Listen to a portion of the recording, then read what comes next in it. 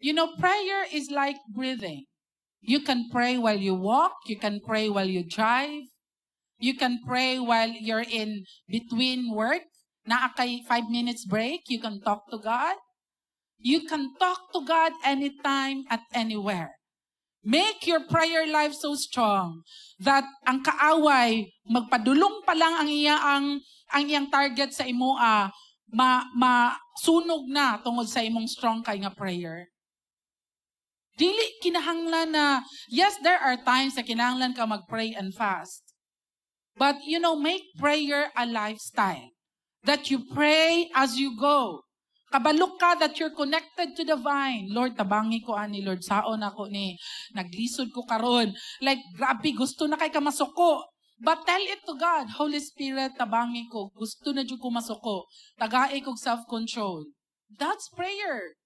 No, so make prayer like really very strong because once your prayer life is so strong, igsuon kaya nimo ang pruning nga process and mamunga ka. And of course, be part of a discipleship group.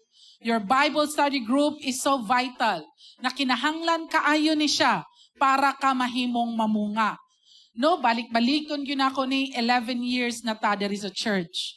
Kung 2 years na ka diri sa Praise Cathedral, nya wala pa kay D-group, wala pa kay discipleship group, I could see nga gidaog-daog jud ka siyawa.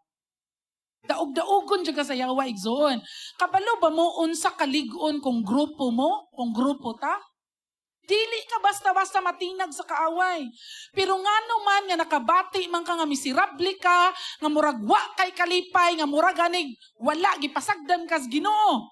Tungod kay anak ka sa Ginoo, pero wala kay grupo nga motabang o gera para nimo.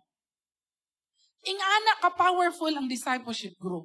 So kung dili ka mo decide, muhatag og isa ka oras sa isa ka semana.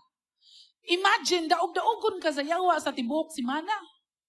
Naay pamaagi igsuon para ka ma-remain in the vine.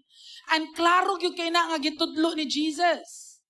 Be part of a discipleship group. Be part of a Bible study group. A small group. Nga pwede ka mo hilak, pwede ka mo katawa, pwede ka who you are. Kabalo sila na unsa ka.